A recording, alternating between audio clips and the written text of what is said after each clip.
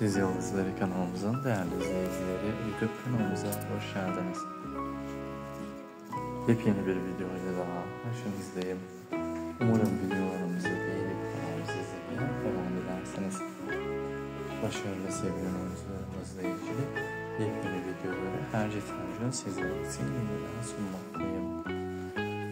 Beğenirseniz daha çok paylaşımlar ederim sizler için. Umarım beğendiniz arkadaşlarım. Sevilen başarılı oyuncularımızla ilgili yepyeni videoları her gün sizler için yeniden sunmaktayız. Beğenirseniz daha çok paylaşımlar ederim sizler için. Umarım beğendiniz arkadaşlarım. Sevilen başarılı oyuncularımızla ilgili sizler ne düşünüyorsunuz? Düşünceleriniz benim için çok önemli arkadaşlarım. Düşüncelerinizi yorumlar kısmında bizimle paylaşmayı sakın unutmayın değerli izleyicilerimiz. Hoşçakalın.